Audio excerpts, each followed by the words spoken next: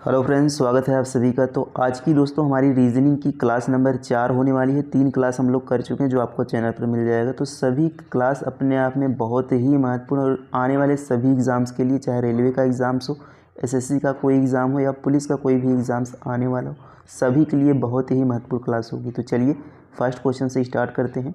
Question को सबसे पहले खुद से सॉल्व करने की कोशिश करना है, उसके बाद वीडियो को देखना है, क्योंकि आप जितने ज़्यादा खुद से दोस्तों सॉल्व करने की कोशिश करेंगे उतनी ही अच्छी आपकी प्रैक्टिस होगी। तो चलिए फर्स्ट क्वेश्चन से देखेंगे कि प्रश्न चिन्ह का मान क्या होगा। तो यहाँ पर एक सीरीज़ दी गई है आपको, और यहाँ पर प्रश्नवाचक चिन्ह के स्थान पर कौन सी संख्या इसमें आएगी ये आपको बताना है। तो सबसे पहले सीरीज़ के पैटर्न को हमें समझना है कि सीरीज़ कौन सा पैटर्न फॉलो कर रहा है, किस तरीके से यहाँ पर संख्याएँ जुड़ रही है या घट रही हैं, या किसी संख्या का गुणा किया जा रहा है, ये हम देखेंगे। तो मैंने आपको बताया कि जब भी सीरीज बहुत तेज़ी से बढ़े, कि जैसे 2 से 10 हुआ, 10 से 30 हुआ, 30 से 90 हुआ, तो जब भी सीरीज़ तेज़ी से बढ़े तो आपको गुणा या क्यूब या स्क्वायर चेक करना है। लेकिन जब सीरीज़ नॉर्मल चल रही हो तो उसमें हमें क्या करना है, सबसे पहले उसका अंतर देखना है। तो यहाँ पर देखिए 17, 21, 20, 25, 23, तो हमें क्या करना है, सबसे पहले इसके अंतर को चेक करना है। तो अंतर चेक करेंगे तो देखिए 17 में हम कितना जोड़ेंगे, 21 बनेगा। तो 17 में हम यहाँ पर 4 प्लस करेंगे तो 21 बन जाएगा। अब देखिए 21 से 20 करना है तो -1 करेंगे तो क्या होगा, 21 से 20 होगा। अब 20 से दोस्तों 25 कैसे होगा, +5 करेंगे। अब यहाँ पर देखेंगे तो 25 से यहाँ पर 23 कैसे होगा, -2 करेंगे तब जाकर बनेगा। तो क्या कोई सीरीज़ यहाँ पर दिख रही है, तो +4 +5, यानी अगली संख्या क्या होनी चाहिए, +6 होनी चाहिए। क्योंकि देखिए +4 -1 +5 -2 +6 -3 होना चाहिए। तो अगली संख्या क्या होनी चाहिए, +6 होनी चाहिए। तो यहाँ पर समझिए +4 हुआ, फिर उसके बाद -1 किया गया, +5 हुआ, -2 किया गया, यानी अगली संख्या +6 होनी चाहिए। तो 29 और 6 6 यहाँ पर 23 और 6 कितना हो जाएगा, तो ये हमारा 29 बनेगा। कितना आ जाएगा, 29, यानी अगली सीरीज़ यहाँ पर 29 होनी चाहिए। अगली संख्या किसी ऑप्शन में आंसर, तो ऑप्शन नंबर फर्स्ट में यहाँ पर 29 दिया गया है। तो इस तरीके से हमें सॉल्व करना था। अब यदि इसके आगे पूछा गया होता तो यहाँ पर देखिए -1 -2 -3 करना पड़ता, यानी एक एकांतर के क्रम में एक को छोड़कर पहले माइनस होगा फिर उसके बाद प्लस होगा। इस तरीके से यहाँ पर सीरीज़ था। अब देखिए इसका एक और तरीका था, कैसे कि ये देखिए यहाँ पर हमसे समझ में आया कि पहले जुड़ रहा है फिर उसके बाद घट रहा है, तो ये सीरीज़ एकांतर क्रम में चल रहा है, मतलब एक छोड़कर एक। तो इसको जो अगला तरीका इसका क्या था कि जैसे 17 है तो 17 3 प्लस करेंगे तो 20 बनेगा, 20 में +3 करेंगे तो 23 बनेगा। अब देखिए यहाँ पर हमें बताना है, तो इसको लेंगे तो ये आगे वाली संख्या बताया, क्योंकि एक छोड़कर यहाँ पर आ रहा है, जैसे यहाँ पर एक छूटा यहाँ पर एक छूटा, तो इसे प्राप्त करने के लिए हमें इसको देखना है। तो 21 में कितना जोड़ेंगे, 25 बनेगा। तो आप कहेंगे 4 जोड़ेंगे तो 21 4 25 हो जाएगा, यानी अगली संख्या में भी 4 जुड़ना चाहिए। तो 25 4 कितना हो जाएगा, 29 हो जाएगा। तो ऑप्शन नंबर फर्स्ट, यानी ये भी एक तरीका था इस क्वेश्चन को सॉल्व करने का। तो उम्मीद है आप सभी को समझ में आया होगा। यदि फर्स्ट तरीके से नहीं आता तो हम दूसरे तरीके में इस एकांतर क्रम को भी चेक करते, जो कि आसानी से उत्तर यहाँ पर आ जाता। तो इस तरीके से हमें प्रश्न को सॉल्व करना था। नेक्स्ट क्वेश्चन पर चलेंगे। देखिए अगला प्रश्न है कि यदि 5 + 7 = 21, 5 और 7 का यहाँ पर 21 लिखा गया है, एवं 9 + 4 को 31 हो, तो 7 + 9 को कैसे लिखा जाएगा। तो यहाँ पर हम समझेंगे कि 5 + 7 को 21 कैसे लिखा गया है। तो यहाँ पर सबसे पहले हम सिंपल सा जो यहाँ पर चिन्ह दिया गया है इसको जोड़ लेते हैं। तो कभी कभी आपको यहाँ पर देखिए 5 + 7 कितना हो जाएगा, 12 हो जाएगा। अब 12 को 21 कैसे लिखा गया है, तो आप थोड़ा सा ध्यान देंगे तो ये देखिए 1 और 2 है, 12 1 और 2 है, तो इसको हम उल्टा लिख दें, 2 और 1 कर दें तो ये 21 हो गया, यानी इनके क्रम को बदल दें तो ये 21 हो गया। आगे चेक करेंगे क्या यही पैटर्न है, तो 9 + 4, 9 4 कितना होता है, 13 होता है। अब इसके क्रम को बदल दें तो ये 31 हो जाएगा, यानी क्या किया गया है, इसके क्रम को बदला गया है। ये इसका तरीका था। तो इसी तरीके से 7 + 9 को जोड़ देते हैं तो 9 7 कितना हो जाएगा, 16 हो जाएगा। और 16 को हम उल्टा कर देते हैं, क्रम को बदल देते हैं तो 61 हो जाएगा। 61 ऑप्शन नंबर फर्स्ट में यहाँ पर आंसर दिया गया है और यही हमारा क्या हो गया, राइट आंसर हो गया। तो ये सभी प्रश्न एग्जाम में पूछे गए क्वेश्चन हैं। अगला प्रश्न देखेंगे। अब देखिए यहाँ पर हमें मिसिंग नंबर का क्वेश्चन है कि यहाँ पर लुप्त संख्या हमें बतानी है कि यहाँ प्रश्न के चिन्ह के स्थान पर कौन सी संख्या आएगी। तो मैंने आपको ऐसे प्रश्नों को सॉल्व करने के लिए क्या बताया है कि हमें सबसे पहले बड़े नंबर्स को देखना है कि बड़ा नंबर्स की साइड है। तो बड़े नंबर्स देखेंगे तो आपको यहाँ पर बड़ा नंबर्स दिख रहा है 29 और इधर भी देख रहा है। तो हम सबसे पहले इधर साइड देखेंगे, 29 एक बड़ा नंबर से।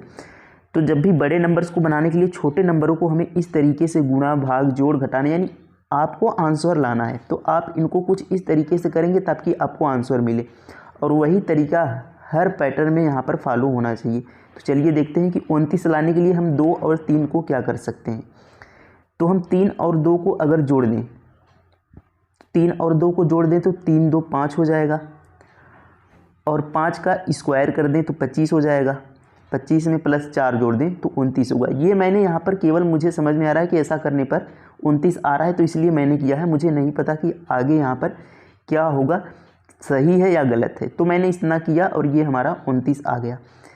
अब हम यहाँ पर 4 और 1 को जोड़ देते हैं तो 4 1 5 हो जाएगा।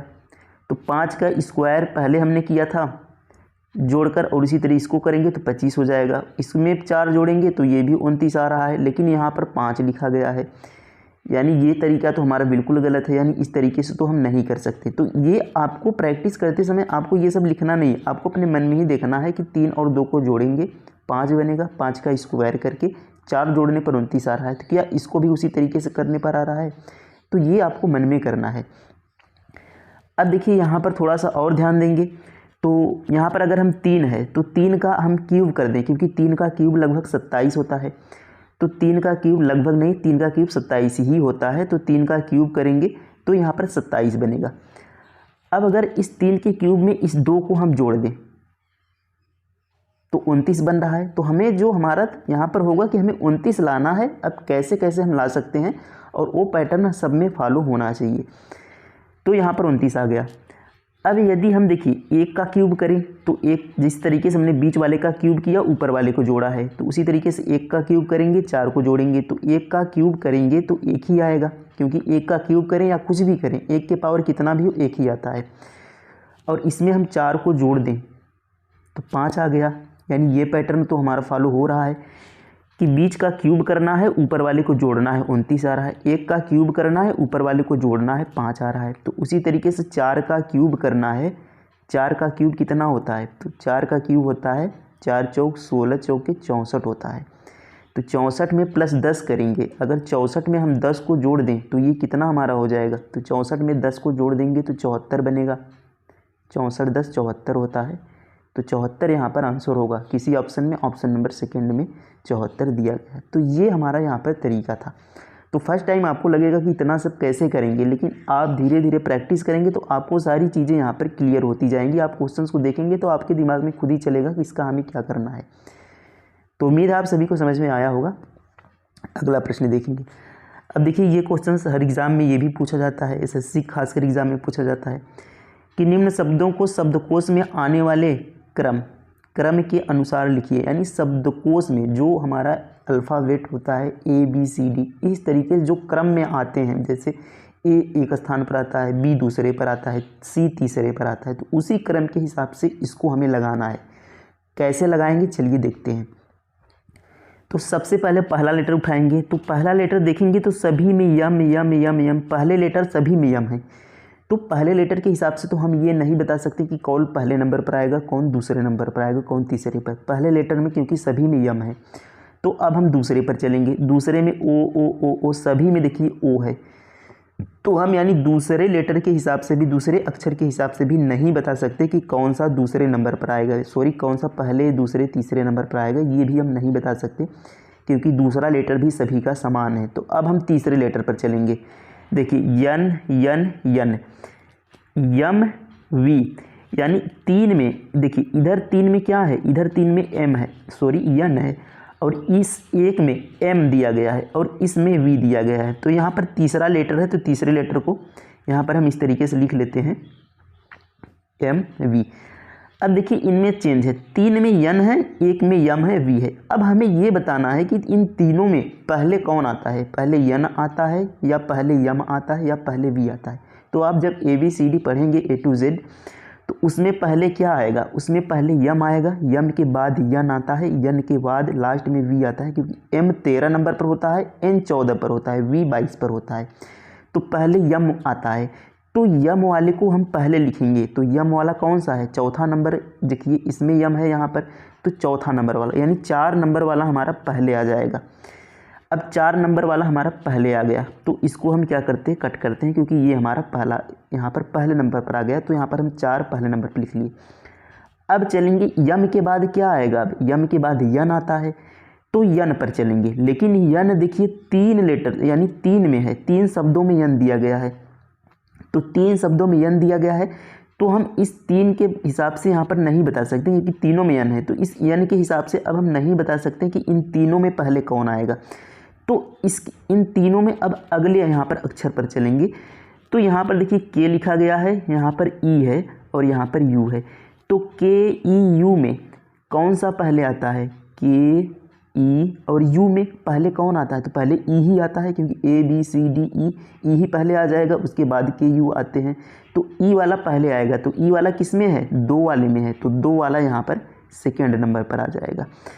अब देखिए उसके बाद के ई भी यहाँ पर हमने लिख लिया इसको। अब देखिए के और यू में कौन सा पहले आएगा, क्योंकि ई को हमने लिख लिया, तो के और यू में के पहले आएगा। तो किस में के है, किस में के है, एक वाले में के है, तो ये एक वाला यहाँ पर आ जाएगा। अब देखिए यू वाला किस में है, यू वाला तीसरे वाले में है, तो तीसरा वाला यहाँ पर आ जाएगा। यानी पहले 4 आएगा, दूसरे नंबर पर 3 आएगा, दूसरे नंबर पर 2 आएगा, उसके बाद 1 वाला आएगा, उसके बाद 3 वाला आएगा और लास्ट में 5 वाला आएगा। तो लास्ट में 5 वाला आ जाएगा। तो क्रम क्या बना, 4 2 1 3 5, 4 2 1 3 5 ऑप्शन नंबर फर्स्ट में ही दिया गया है, 4 2 1 3 5। तो ये इनका क्रम था और इस तरीके से हम निकालते हैं। तो उम्मीद है आप सभी को समझ में आया होगा। तो मुझे आपको समझाने में थोड़ा सा टाइम लगा है, बट आप एक बार समझ जाएंगे चीज़ों को तो आप आसानी से यहाँ पर कम समय में ही इसका आंसर दे पाएंगे। तो उम्मीद है आप सभी को समझ में आया गया होगा। अगला प्रश्न देखेंगे। अब देखिए यहाँ पर हमें क्या कहा, सही संबंध का चयन करें। तो 3 शब्द यहाँ पर आपको दिए हैं, चाय, कॉफ़ी, पेय पदार्थ। और यहाँ पर जो आप सर्कल देख रहे हैं 3 वृत्त, तो ये तीनों के लिए ही है, एक चाय के लिए है, एक कॉफ़ी के लिए है और एक पेय पदार्थ के लिए है। तो ये तीनों शब्द आपस में किस तरीके से संबंधित हैं वो हमें बताना है। तो चलिए देखते हैं कैसे ये संबंधित है। पेय पदार्थ क्या होता है, पेय पदार्थ मतलब पीने वाली जो भी चीज़ें हैं वो सभी हमारी पेय पदार्थ में आती हैं। चाय भी पी जाती है, कॉफ़ी भी पी जाती है, पीने वाली है, तो ये हमारे क्या आ जाएंगे, पेय पदार्थ के अंदर आ जाएंगे। तो ये बड़ा गोला हमने बना दिया पेय पदार्थ के लिए और इसमें हमने चाय को रख दिया, कॉफ़ी को रख दिया। चाय और कॉफ़ी दोनों अलग अलग होते हैं और ये दोनों पीने वाली चीज़ें हैं, तो ये पेय पदार्थ के अंतर्गत हो गई। तो ये हमारा बड़ा वाला पेय पदार्थ हो गया, एक इसमें चाय हो गया, एक इसमें कॉफ़ी हो गया। तो ये हमारा संबंध हो गया। तो कौन सा ऑप्शन यहाँ पर बन रहा है, ऑप्शन नंबर दूसरा देखिए बन रहा है कि ये दोनों अलग अलग चीज़ें हैं, इसलिए दोनों अलग हैं और ये सभी पेय पदार्थ के अंदर आती हैं। तो ये हमारा डायग्राम बनेगा सेकेंड वाला। तो उम्मीद है आप सभी को समझ में आ गया होगा कि यहाँ पर राइट आंसर क्या हो जाएगा। नेक्स्ट क्वेश्चन पर चलेंगे। देखिए अगला प्रश्न यहाँ पर है कि यदि किसी महीने की पहली सोमवार 4 तारीख को पड़ता है तो महीने का अंतिम सोमवार किस दिन पड़ेगा यदि महीना 31 दिन का है। तो 4 तारीख को क्या पड़ रहा है, 4 तारीख को सोमवार पड़ रहा है और मंथ 31 दिन का है। तो यहाँ पर पूछा है अंतिम सोमवार किस दिन पड़ेगा। तो अंतिम सोमवार कब पड़ेगा, तो देखिए 7 दिन बाद, एक सप्ताह 7 दिन का होता है, तो 7 दिन बाद, जैसे आज सोमवार है तो आज से 7वें दिन बाद यानी 8वें दिन भी सोमवार होगा। तो आज से 7 दिन बाद भी क्या होगा, सोमवार होगा। तो यहाँ पर हम क्या लिखेंगे, इसमें 7 जोड़ेंगे तो 7 4 11 को भी क्या हो जाएगा, सोमवार हो जाएगा। 11 में 7 को जोड़ेंगे तो 11 7 क्या हो जाएगा, 18। 18 को भी क्या होगा, सोमवार होगा। 7 7 हमें केवल जोड़ना है। अब आ गया 18, 18 में +7 करेंगे तो 18 7 कितना हो जाएगा, 25 हो जाएगा। 25 को भी क्या आ गया, सोमवार आ गया। अब देखिए 25 में 7 जोड़ेंगे तो 7 5 12 32 हो जाएगा। तो 32 तो कोई महीना होता ही नहीं, 31 का ही महीना होता है। यानी अब हम इसमें 7 नहीं जोड़ सकते। अगर 7 जोड़ेंगे तो अगले महीना का सोमवार आ जाएगा, जो कि 1 तारीख या 2 तारीख को पड़ेगा। तो अब इसमें हम 7 नहीं जोड़ सकते, यानी 25 तक ही जो सोमवार पड़ेगा वही होगा। तो 25 को लास्ट सोमवार पड़ेगा, तो अंतिम सोमवार 25 को पड़ेगा। तो 4 यहाँ पर करेक्ट आंसर हो जाएगा 25। यानी हमें क्या करना है, डेट को रखना है और साथ साथ जोड़ते चले जाना है। नेक्स्ट क्वेश्चन है कि सुषमा अपने स्कूल से घर के लिए उत्तर दिशा में चलती है। तो सुषमा अपने स्कूल से घर के लिए उत्तर दिशा में चलती है। तो मान लीजिए यहाँ पर सुषमा का स्कूल है। अब यहाँ से सुषमा निकलती है अपने घर के लिए उत्तर दिशा में, इसने चलना प्रारंभ किया है। तो आप सबसे पहले दिशा समझ लीजिए कि यहाँ पर देखिए इस तरीके से आप याद रख लेंगे कि ऊपर उत्तर दिशा, नीचे दक्षिण दिशा, इधर पूर्व दिशा है और इधर पश्चिम दिशा है। इसको आप ध्यान रख लेंगे। तो उत्तर दिशा में चलती है और 3 किमी चलकर, यानी उत्तर दिशा में 3 किलोमीटर चलती है। तो यहाँ पर उत्तर दिशा में चली 3 किलोमीटर। अब आगे कहा है कि चलकर अपनी दाईं ओर मुड़कर, यानी जब देखिए आप खुद को यहाँ पर सोचिए कि जब आप इस दिशा में चल रहे हैं, इस दिशा में चल रहे हैं, तो आपका दायां हाथ किधर होगा, आपका दायां हाथ तो इधर ही होगा, आपका दायां हाथ इधर ही होगा। तो आप खुद को यहाँ पर सोच के यहाँ पर क्वेश्चन को लगाएंगे, या फिर आप थोड़ा सा ध्यान रखेंगे। तो इसको ये ध्यान रखेंगे कि जब भी राइट दिशा कहे, यानी दाहिने ओर, तो आपको घड़ी की दिशा में चलना। जैसे घड़ी इस दिशा में चलती है, तो जब भी आपको राइट बोले तो घड़ी की दिशा में चलना है, जैसे घड़ी चलती है। और जब आपको लेफ़्ट बोले, यानी दाईं बोले तो घड़ी की दिशा में, बाएं बोले तो आपको घड़ी के विपरीत दिशा में। ऐसे घड़ी तो इधर से चलती है, लेकिन आपको ऐसे उल्टा चलना है, ऐसे उल्टा चलना है बाएं की तरफ। तो ये आपको ध्यान रखना है। और अगर आप ऐसे ध्यान नहीं रख सकते तो आप खुद को रख कर सोचें कि आप जब इधर चल रहे हैं तो आपका दायां बायां किधर है, उसी तरीके से आप प्रश्न को लगाएं। तो यहाँ पर देखिए, चलिए आगे देखते हैं कि चलकर अपनी दाईं ओर मुड़कर। तो मैंने कहा दाईं के लिए क्या करना है, आपको घड़ी की दिशा में चलना है। तो घड़ी इस दिशा में चलेगी, 5 किलोमीटर चलता है। तो आपको ये भी ध्यान रखना है कि दूरी को जो आप बना रहे हैं उसको जितना मान दिया है उसी हिसाब से बनाए। जैसे यहाँ पर आपने 3 लेकर चले, 3 किमी, तो 3 किमी 5 किमी से कम है, तो यहाँ पर मैंने छोटी लाइन खींची। 5 किमी के लिए 3 से थोड़ी बड़ी लाइन खींची। ये आप इस तरीके से बनाएंगे। फिर दक्षिण की ओर मुड़कर, अब देखिए ये पूर्व की तरफ चल रही थी दाईं मुड़कर, ये दक्षिण की ओर मुड़ेगी। अब बोला है कि दक्षिण की ओर मुड़कर 3 किमी चलेगी। तो आप देखिए ये ध्यान दीजिए कि यहाँ पर भी आपने 3 किमी चलाया था और यहाँ पर भी ये 3 किमी ही आई है। तो ये दोनों लाइंस आपस में बराबर होनी चाहिए। फिर चलती है, देखिए 3, यहाँ पर दक्षिण की ओर मुड़कर 3 किमी फिर चलती है और घर पहुँच जाती है। यानी यहाँ पर अब वह घर पहुँच गई है। तो स्कूल से उसके घर की दूरी ज्ञात करें। तो स्कूल से उसके घर की दूरी क्या है, तो ऐसा नहीं करना है कि आपको अब ये सभी जो आपने यहाँ पर चला इस सभी को जोड़ें, ऐसा नहीं। अब यहाँ पर डायरेक्ट आप देखें इस स्कूल से इसके घर की यहाँ पर दूरी कितनी है, बस यही आपको निकालना है। तो यहाँ पर ध्यान देंगे, देखिए जितनी दूरी ऊपर चली होगी उतनी ही दूरी नीचे भी होगी, क्योंकि ये 3 किमी ऊपर यहाँ पर उत्तर में भी चली थी, 3 किमी नीचे भी आई है। यानी ये दोनों रेखाएं समान हैं, तो ऊपर की दूरी नीचे की दूरी के बराबर भी होगा। तो ऊपर 5 किमी चली थी तो नीचे भी 5 किमी डिस्टेंस ही होगा, यानी उसके स्कूल से घर की दूरी 5 किमी होगी। ये इसका आंसर होगा। तो आप इसे समझ जाएंगे अच्छे से तो आसानी से कर पाएंगे। केवल आपको जैसा जैसा बोले वैसा वैसा करना है। आगे क्वेश्चन है कि एक्स एक आदमी की ओर इशारा करते हुए कहता है कि वह मेरे बेटे के बुआ के पति के ससुर हैं। तो एक्स का उस आदमी से कैसा संबंध है। तो ये ब्लड रिलेशन कैसे हमें फाइंड करना, देखिए एक्स एक आदमी की ओर इशारा करते हुए कहता है। एक्स कोई आदमी है, एक्स कोई आदमी क्या है, एक्स का हमें यहाँ पर जेंडर नहीं पता है कि एक्स मेल है या फीमेल है। एक्स कोई है, एक आदमी की ओर इशारा करते हुए कहता है। एक्स कोई आदमी है, उसकी ओर इशारा करते हुए कहता है कि वह मेरे बेटे के, एक्स का कोई बेटा है, यहाँ पर लिख लेते हैं। एक्स कह रहा है कि वह मेरे बेटे, तो एक्स के बेटे के बुआ, यानी इसके बेटे का बुआ कौन होगी, इसकी बहन ही होगी। तो इसकी बहन मान लेते हैं, यहाँ पर इस तरीके से ही लिख लेते हैं बी। इसकी बहन के लिए हम यहाँ पर बी लिख लेते हैं। तो एक्स की बहन इसके बेटे की बुआ ही होगी, क्योंकि पापा की बहन बुआ होती हैं। तो यहाँ पर बेटे के बुआ के पति के ससुर हैं, यानी इसकी जो बहन है इसके पति कौन है, इसके पति, इनको मान लेते हैं हम ए हो गए इनके पति। इनके पति के क्या हैं, ससुर हैं। तो इनके पति के ससुर कौन होंगे, तो इनके पिता ही होंगे, एक्स के पिता ही होंगे। इनको हम क्या मान लें, इसको हम सी मान लेते हैं। तो एक्स के पिता ही, तो इनके, देखिए एक बार क्वेश्चन को फिर से समझिए कि एक्स एक आदमी की ओर इशारा करते हुए कहता है, एक्स एक आदमी की ओर इशारा करते हुए कह रहा है कि वह मेरे बेटे, यानी वह एक्स के बेटे के बुआ, इसके बुआ कौन होगी, एक्स की बहन होगी। तो के बुआ के पति, इसकी बहन के पति कौन है, इसकी बहन का पति ए है, पति के ससुर है, यानी जो वह आदमी है इसके बहन के पति का ससुर है। तो इसके बहन का पति का ससुर कौन होगा, इसके बहन के पिता ही होंगे, और इसके बहन के पिता यानी इसके पिता, एक्स के पिता। तो एक्स का उस आदमी से कैसा संबंध है, तो एक्स उस आदमी का क्या है, तो एक्स इस आदमी का क्या है, बेटा ही तो है। तो एक्स क्या है, बेटा है।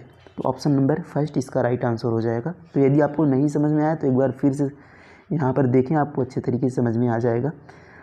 अगला प्रश्न देखते हैं कि किसी कोड भाषा में बोट को 11, शिप को 7 लिखा जाता है, तो उसी कोड भाषा में स्टीमर को क्या लिखा जाएगा। तो इस तरीके से यहाँ पर क्वेश्चंस को सॉल्व करना है। तो यहाँ पर देखिए सबसे पहले हम क्या करेंगे कि यहाँ पर बोट BOAT, इन सभी का हम प्लेस वैल्यू लिखेंगे कि ये किस किस स्थान पर आते हैं अल्फ़ाबेट में। तो बी दूसरे नंबर पर आता है, जब आप ABCD पढ़ते हैं तो बी दूसरे ही नंबर पर आता है, O 15वें नंबर पर आता है, ये आपको याद करना पड़ेगा। A 1 नंबर पर आता है, T 20 नंबर पर आता है। अब इन सभी को हम क्या करते हैं, एक बार जोड़ लेते हैं। तो 15 2 17 1 18, 18 और 20 कितना हो जाएगा, 38 हो जाएगा। तो ये आ गया 38, लेकिन लिखा गया है 11। तो आप अगर ध्यान दें तो 38 को अगर हम जोड़ दें, 8 3 कितना हो जाएगा, यानी इनका जो सम किया था, जो हमने जोड़ा था, उसको फिर लास्ट में हम फिर से जोड़ दें तो 8 3 11 हो जाएगा। अब इसी तरीके से अगर इसको हम देखें, क्या उसी तरीके से इसको भी किया है। तो यस होता है दोस्तों 19 पर, एच होता है 8 पर, आई आता है 9 पर, पी आता है 16 पर। ये आपको याद रखना पड़ेगा। अब देखिए यहाँ पर अगर हम 19 और 8 को जोड़ेंगे तो 8 9 कितना हो जाएगा, 27 हो जाएगा। 27 में और 9 को जोड़ेंगे तो कितना हो जाएगा, 27 में हमें क्या जोड़ना है, 9 को जोड़ना है, तो 36 हो जाएगा। और 36 में हम यहाँ पर 16 को जोड़ेंगे तो 36 6 यहाँ पर 12 और 10 कितना हो जाएगा, 36 42 52 हो जाएगा। तो ये आ गया 52। अब इनको भी हमें जोड़ देना है, तो 5 2 कितना हो जाएगा, 5 2 हो जाएगा 7। तो यहाँ पर देखिए 7 लिखा गया है, यानी ये तरीका हमारा बिल्कुल सही है कि उनके प्लेस वैल्यू को लिखकर उनको जोड़कर और जो लास्ट में माना है उनको भी हमें जोड़ देना है। तो उसी तरीके से स्टीमर को यहाँ पर हमें करना है। तो इसका आंसर आपको कमेंट में बताना है कि स्टीमर का आपको यहाँ पर क्या आंसर आएगा, और बिल्कुल इसी तरीके से आपको जोड़कर बताना है। तो आप इसकी क्लास कैसी लगी कमेंट में ज़रूर लिखेंगे। यदि आपका कोई सुझाव हो कि क्या क्वेश्चंस ऐड करना है या कैसे करना है तो आप कमेंट में ज़रूर लिखेंगे। थैंक यू, धन्यवाद, जय हिंद।